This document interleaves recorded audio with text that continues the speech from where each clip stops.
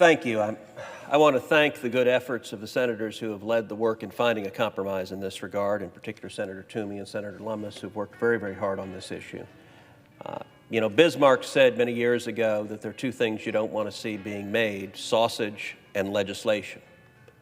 And when it comes to particularly ugly legislation, this component, the regulation of cryptocurrency, may take the prize for the ugliest we have seen. I know. Bro, you got Ted Cruz on your podcast. It's a weird vibe, but it's 2021. So in this episode, we're going to look at U.S. regulation of cryptocurrency. This is just a fair warning. We're going to continue and finish the clip from Ted Cruz on the Senate floor, because I think it's really important for everyone to hear what he's saying. I'm Jarrett Carpenter, and this is Wi-Fi and Water.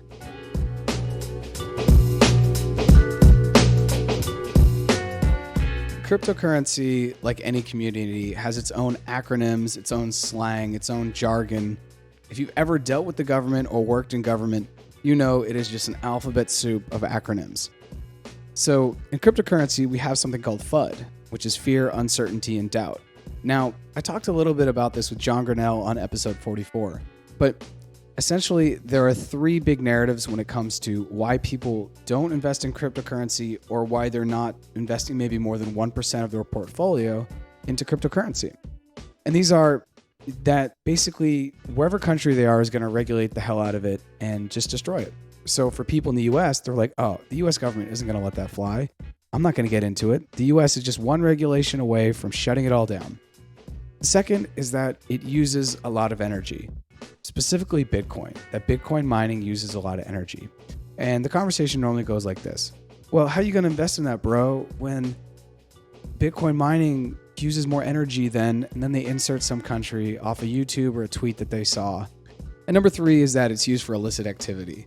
Like somehow all of the bad things in the world, everyone's just using Bitcoin. So on this episode, I'm going to focus strictly on the first FUD narrative, which is regulation. But I promise on future episodes, I will get into why Bitcoin is not destroying the world vis-a its energy use, and why criminals, if they actually understand Bitcoin, don't want to use Bitcoin or illicit activity. But let's get back to the FUD narrative of regulation.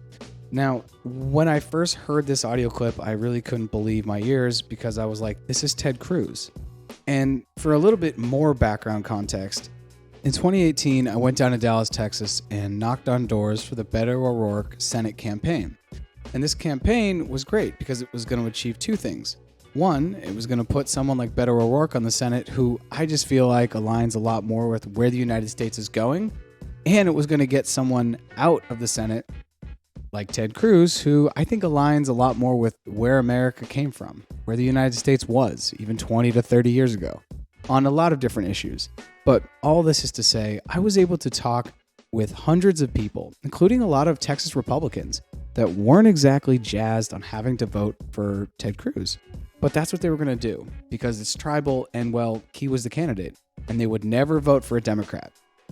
So bringing that back to cryptocurrency, I couldn't think of someone better to then stand up for cryptocurrency and then kind of have on Wi-Fi and Water, because he's someone who I probably see eye to eye on maybe nothing else, but around cryptocurrency and the community and the innovation and really the potentiality that it brings to the United States, I think we probably align, which is kind of a wild thing because I never thought I would have anything in common with Ted Cruz.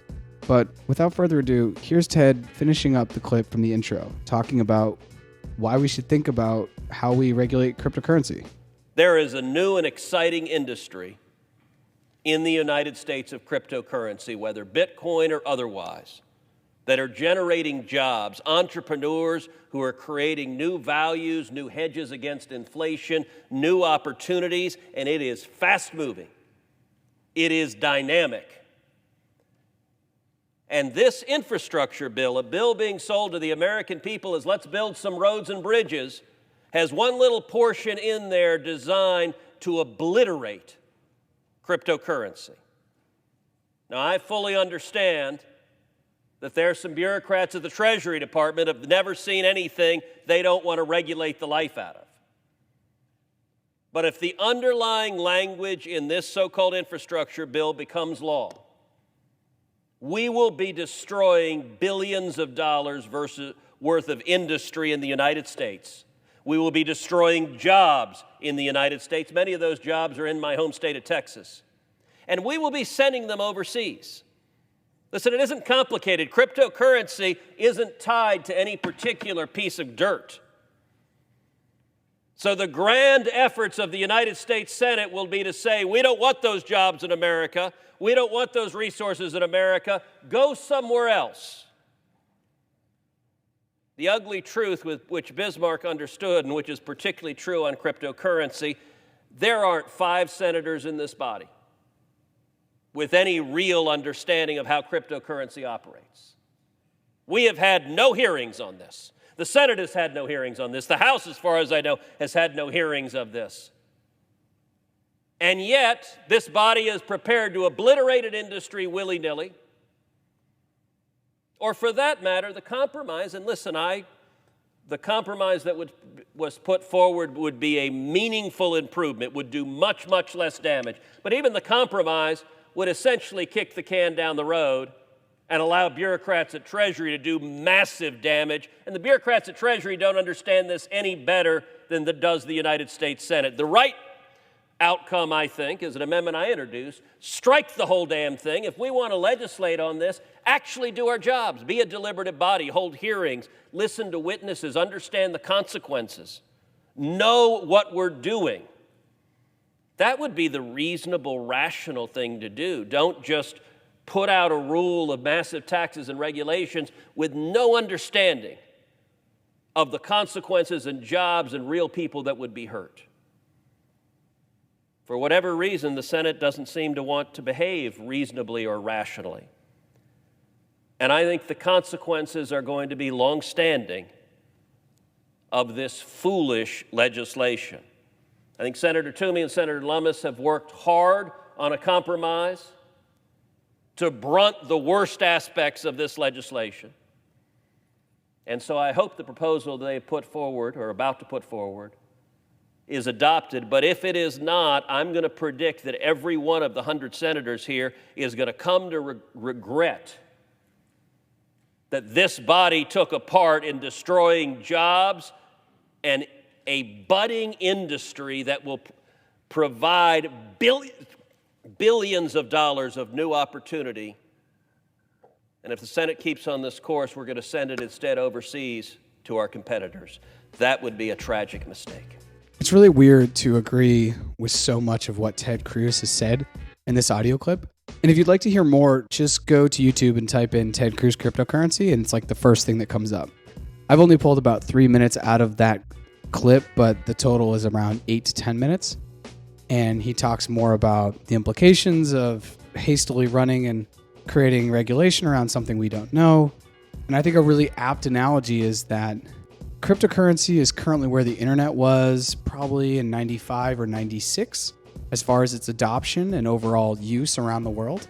And just imagine if lawmakers in 95, 96 decided to create regulation around the internet, because there's no way they could have envisioned Twitter. There's no way they could have envisioned Facebook.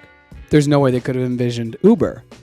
The list goes on of things that you probably couldn't have envisioned in the mid-90s as a lawmaker when it came to this new thing that everyone was doing with the internet. I mean, the internet 95, 96 was like AIM. It really wasn't that advanced. And so with cryptocurrency currently being there, if we stifle innovation and we create rules and regulations that don't incentivize people's investment into the space and into innovation, it could have lasting ripple effects that, as Ted says, could be worth billions of dollars. And I also want to provide a little bit more context around what Ted was talking about. He was in the Senate floor basically supporting an amendment that had been created by lawmakers, both Democrats and Republicans, a bipartisan amendment to the infrastructure bill that was basically getting in the weeds about what a broker would be, or the definition of a broker within the cryptocurrency space.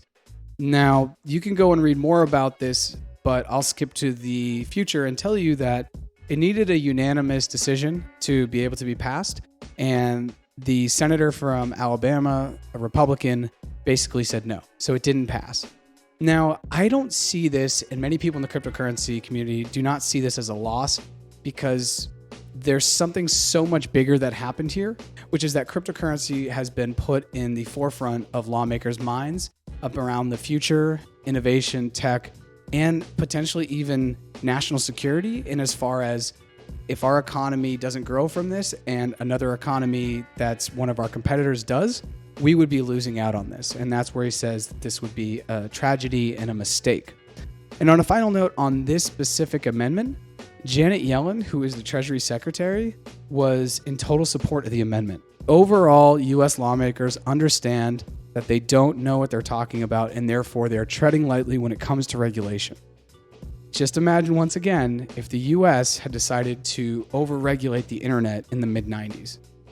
Would we have the FANG stocks that we have today? The FANG stocks are essentially Facebook, Amazon, Apple, Netflix, and Google. I don't know, but I'm assuming that they would probably have been affected. And overall innovation may have gone overseas if Europe or Asia or other parts of the world would have been more open to people investing in different technologies on the internet. And the same can be said today, as cryptocurrency is growing around the world and is really taking hold in the United States. There's data out there that says roughly around 10% of people in the United States own cryptocurrency. Now, this could be $5 in Bitcoin or it could be $5 million in Bitcoin, but the point is, it is growing. And to zoom out just a little bit, here are two ideas why I do not see the US overregulating cryptocurrency. Number one is that cryptocurrency, and Bitcoin specifically, is being adopted in other countries. As of September 7th, El Salvador now sees Bitcoin as legal tender, which is a big deal.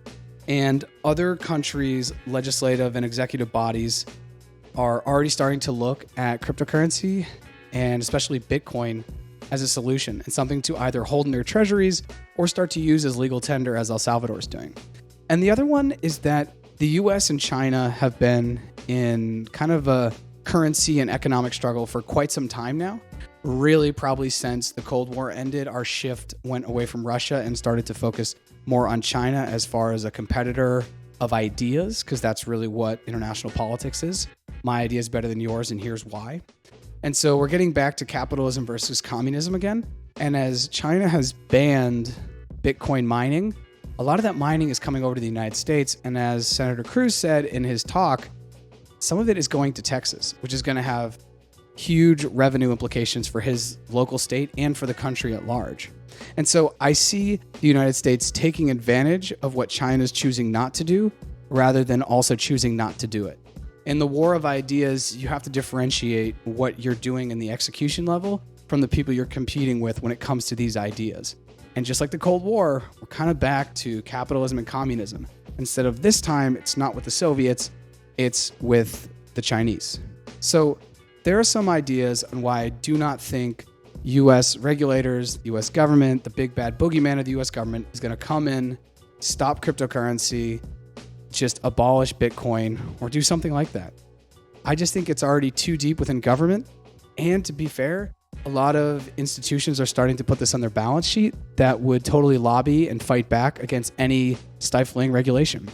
On a final note, I want to return back to the comparison between the internet and cryptocurrency. Because I tell people all the time, cryptocurrency is kind of where the internet was in 1998, 1999. And if we look at the adoption rate of the internet from 1990 to the year 2000, it was about 63% a year. What does that mean? That means year on year, 63% more people are coming into the space. And in the first 10 years of cryptocurrency, that number was 113%, which is almost double the adoption rate for the internet.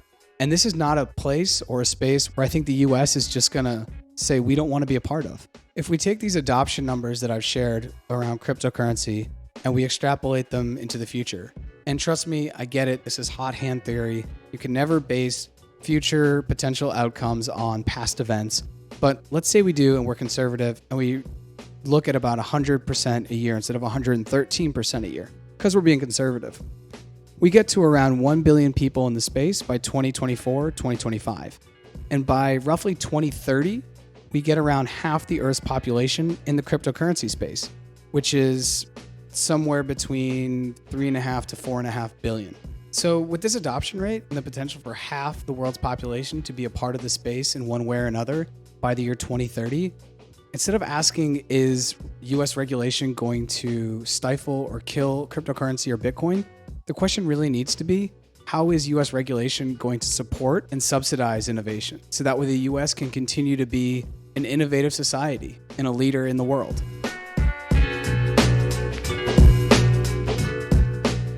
Thanks so much for listening to this episode, and be sure to follow us on Facebook, Instagram, and YouTube at Wifi Water Podcast, and be sure to subscribe so you can get updates on future episodes. Thanks, and we'll see everyone next time.